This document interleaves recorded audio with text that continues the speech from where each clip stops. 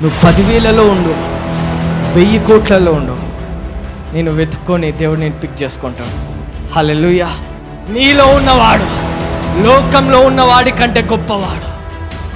నీ క్యాన్సర్ నేనేం చేయదు, నీ రోగం నేనేం చేయదు, నీ దరిద్రం నేనేం చేయదు.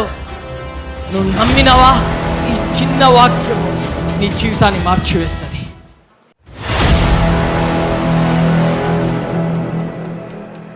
18 ఏండ్ల నుండి బలహీనపరచు దయ్యము పట్టిన యొక్క స్త్రీ అచ్చట నుండెను.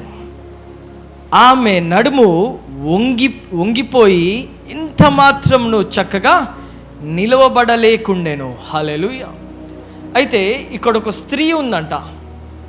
ఆ స్త్రీ అంట 18 సంవత్సరముల నుండంట ఒక దురాత్మ ద్వారా బలహీనపరచబడుతుందంట. బలహీనపరచబడి ఆమె నడుము ఏమైపోతుందంట? వంగిపోతుందంట. అంటే వంగిపోవడానికి ఫోకస్ ఏంటి అని మనం చూస్తే, ఆమె వంగిపోతున్నప్పుడు ఆమె చూపు తిన్నంగా ఉండట్లేదు, కానీ ఆమె చూపు కిందికి దిగజారిపోతుంది. రైట్? ఆమె మీద అపవాది భారం మోపుతుంది. ఆ భారము ఆమె నడుమును వంపింది. ఆ వంగిన నడుము తన కను దృష్టిని తేటగా చూడకుండా, పైకి చూడకుండా కిందికి చూసేటట్టు చేస్తుంది. చూడండి, ఒక నిమిషము మీరు ఒకవేళ ఆ గూనితోటి వంగిపోయి ఇలాగ చూస్తూ ఎవరైనా మిమ్మల్ని పలుకుతే చూడగలుగుతారు? వాళ్ళని చూడలేరు. మీ ముందు ఎంతమంది ఉన్నారో మీకు తెలుస్తుందా? తెలియదు. ఏం జరుగుతుందో తెలుస్తుందా? తెలియదు. కేవలము చెవుల ద్వారా వినడము తప్ప ఇక ఏమి చేయలేవు. ఆమె అలాగా 1 సంవత్సరము, 2 సంవత్సరాలు, 3 సంవత్సరాలు కాదంట, 18 సంవత్సరాలు ఇలాగే ఉందంట. 18 సంవత్సరాలు రోబో శిరమందర ఇలాగే ఉందంట. కానీ దేవుడంట ఆమెను ఎవరు లక్ష్యము చేయట్లేదంట, ఆమెను ఎవరు చూడట్లేదంట. దేవుడు చూసిండంట ఆమెని. దేవుడు చూసి ఆయన చూపు ఆమె మీద పడి ఆమెను పిలిచినాడంట. హల్లెలూయా. బలహీనపరచబడుతున్న ఆమెను యేసయ్య పిలుచుకున్నాడంట. పిలుచుకొని ఆమెను ముట్టినాడంట. ఆమెతో ఒక మాట మాట్లాడుతుండంట. ఏమని చూసమ్మా, చదువుమా ఒకసారి. యేసు ఆమెను చూచి రమ్మని పిలిచి, నీ బలహీనత యందు నీవు ఏంది చదువుమా, విడుదల పొంది ఉన్నావని ఆమెతో చెప్పి, ఒక్క నిమిషం ఫస్ట్ చెప్పేండు. ఏమని? నీ బలహీనత పోయిందని చెప్పేసినాడు. చెప్పిన తర్వాత దేవుడు చేసినాడు. అంటే పోయినట్ట పోలేదన్నట్ట? ఇంకున్నట్టే కదా. కానీ ఆమెకు చెప్పిండంట ముందుగా. ఎందుకు? దేవుడు ముందుగా ఈరోజు నీకు చెప్తుండు, నీ బ్లెస్సింగ్ నీకు రిలీజ్ అవుతుంది. హల్లెలూయా. ఈరోజు నీ జీవితం మారుతుందని ముందుగా నీకు చెప్తుండు. హల్లెలూయా. ఈరోజు వాక్యము నిన్ను సాక్ష్యం మారుస్తుందని ముందుగా నీకు చెప్తుండు. హల్లెలూయా. నమ్ముట నీ వశమైతే నమ్మువానికి సమస్తము సాధ్యమే. హల్లెలూయా. నువ్వు నమ్మినవా? ఈ చిన్న వాక్యము నీ జీవితాన్ని మార్చివేస్తుంది. యేసే అంట చిన్న మాట అన్నాడంట. ఏంటో తెలుసా? హే గాలి తుఫానా, మిక్కిలి నిమ్మలము కా. దేవుడు మాటిచ్చేవాడు కాదు ఉట్టిగా. నీ జీవితంలో ఉట్టిగా మాటిచ్చి వదిలేసేటోడు కాదు. యేసే అంట రాజులకు రాజు. హల్లెలూయా. రాజులకు రాజు, అధికారులకు అధికారి. హల్లెలూయా. అధికారము కలిగిన, మహిమ కలిగిన సింహాసనము హల్లెలూయా. ఆ రాజు నీ జీవితాన్ని వెళ్ళబోతుండే ఈరోజు. ఆ రాజు నీ జీవితాన్ని పరిపాలించబోతుండు. నీ సిచ్యుయేషన్స్ని తలక్రిందులు చేయబోతుండు. నేను చెప్తున్నా, అందరు చెప్పినట్టుగా, this is your day, this is your miracle, today your account is filling అని అట్లా చెప్పట్లేదు. నేను ఒక్కటి చెప్తున్నా, నువ్వు నమ్మితే ఈరోజు నీ జీవితంలో టెస్ట్ మనీ చూస్తావు అంతే. టెస్ట్ మనీ చూస్తావు అంతే. నువ్వు కృంగిపోతున్న సమయంలో ఇంకా నిన్ను అనగదొక్కుంటూ గుర్చోబెట్టాలని చూడడు యేసయ్య. నీకు రక్షణను ఇచ్చినవాడు, కొనసాగించువాడు. హల్లెలూయా. నీ రక్షణను ఈ భూమి మీద ఎడతెగక నడిపించువాడు. హల్లెలూయా. పరిస్థితులు మోకాలొంగాల, పరిస్థితులకు మనం మోకాలొంగడం కాదు. హల్లెలూయా. నీ ఫోకస్ అంతా కిందికి అయిపోయినప్పుడు, నువ్వు కృంగిపోయినప్పుడు, ఎవరు నిన్ను లెక్క చేయనప్పుడు దేవుడు అంటున్నాడు, నేను నిన్ను లెక్క చేస్తున్నా. నువ్వు 10,000లో ఉండు, 1000 కోట్లలో ఉండు, నేను వెతుక్కొని దేవుడు నేను పిక్ చేసుకుంటాడు. హల్లెలూయా. నా కుమారుడా, నీ బలహీన పడ్డ పరిస్థితులలో నేను బలపరిచి చూపిస్తా అంటాడు. హల్లెలూయా. నా తండ్రి అతి సుందరుడు. హల్లెలూయా. అతి కాంక్షణీయుడు. హల్లెలూయా. తేజోమయుడు. హల్లెలూయా. ఆ తండ్రి నీకు కూడా, ఆ తండ్రి నీకు కూడా. హల్లెలూయా. సో ఈ యేసయ్య ఆమె బలహీనపరచబడ్డప్పుడు, బలహీనంగా ఉన్నప్పుడు, వంగిపోయి ఉన్నప్పుడు చూడండి, ఆమె ఏం చేయలేని పరిస్థితిలో ఉంది. ఒక వాటర్ పైప్ చూసాం కదా, వాటర్ పైప్, నువ్వు నీళ్ళు కొట్టే వాటర్ పైప్ బెండ్ అయిపోతే వాటర్ సప్లై అవుతుందా కరెక్ట్గా? కాదు.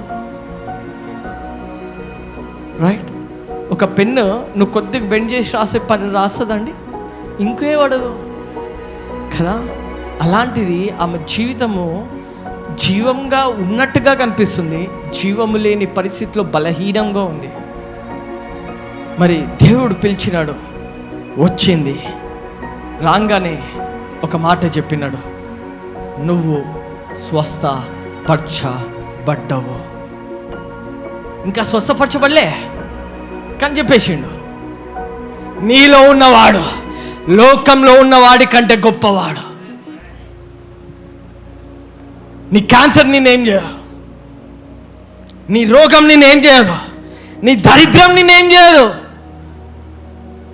నీ అప్పు నేనేం చేయదు, నీ ఉద్యోగం పోయిందని బాధపడతావు, అది కూడా ఏం చేయదు. నేను నీ స్నేహితుడు నేను వదిలినని భయపడుతున్నా, అది ఏం చేయదు. నీ తల్లిదండ్రులు నిన్ను ప్రేమించట్లేదని బాధపడుతు, ఏమి కాదు. నీ పరిస్థితులు బెండ్ అయిపోయినాయి అనుకుంటున్నావా? సప్లై కావట్లేదా? దేవుడు తిన్నగా చేస్తుండు వాక్యంతో. హల్లెలూయా. ఇప్పుడు ఒకటేసారి ప్రెషర్ వస్తుంది, నీలోంచి నిత్య జీవము బయటికి ఉప్పొంగబోతుంది. Hallelujah. This God is not a simple God. సాదా సీదా దేవుడు కాదు.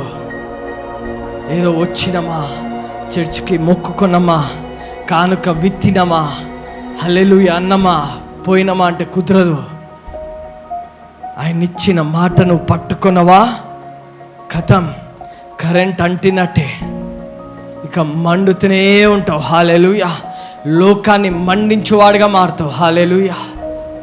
నీలో ఉన్నవాడు నీ పరిస్థితులను తలక్రిందులు చేయవాడు. నీ పరిస్థితిని చూసి నువ్వు ఇట్లా అనాలి, నువ్వెంత దానివే నా ముందు అనాలా. హల్లెలూయా. ఆ స్త్రీ ఎవరో, ఆమె ఎవరో అసలు. ఒకసారి యోహాను సువార్తకి వెళ్దాం, 1వ అధ్యాయము 12, 13, 2 చదువుదాం. తనను ఎందరు అంగీకరించురో వారి అందరికీ తన నామమందు విశ్వాసముంచు వారికి దేవుని పిల్లలగుటకు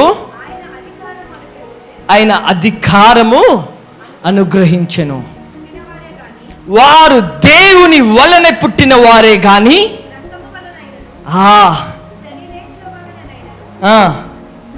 మనుషుల ఇచ్చల వలనైనను పుట్టినవారు కారు. ఈ వాక్యం ఒక్కటి చాలు మీకు. ఈ వాక్యము జీవితాంతము ఈ ఒక్క వర్డ్ని పట్టుకున్న చాలు. మనము పొద్దున్న లేచి చదవాలంట, అద్దం దగ్గరికి వెళ్ళి చూసి అనాలంట, నువ్వు దేవుని బిడ్డవి, నువ్వు ఆయనను విశ్వసిస్తున్నావు, నువ్వు ఆయన అధికారం చేత నిండబడి ఉన్నావు. నీకు అపవాది చెవిలో చెప్తుంటుంది, అరే నీకు షుగర్ ఉంది కదా, నీకు బీపీ ఉంది కదా, నీకు అప్పు ఉంది కదా, ఈ క్రెడిట్ కార్డ్ బ్యాలెన్స్ ఉంది కదా, జాబ్ రాలే కదా, ఇంట్లో ఈ సమస్యలునే. నేను రక్త మాంసముల వల్ల పుట్టిన వాడిని కాను. దులుపుకోవాలా? పౌలు అంటాడు కదా దులుపుకోమని. దులుపుకోవాలి మనం కూడా. ఆ పాము కరిచినప్పుడు దులుపుకుంటాడా? అట్లా దులుపుకోవాలి మనం కూడా. దులుపుకొని ఆయన ఆత్మ చేత పుట్టిన వాడిని. ఆత్మకు చింతుంటుందా? రోజు పలకాలంట అద్దం దగ్గరికి వెళ్ళి, దేవా నేను నీ బిడ్డని. అది పలికి నీ అడుగుల ముందుకే ఆ దినములా దేవుడు గొప్పగా నేను బ్లెస్ చేసి చూపిస్తాడు. హల్లెలూయా.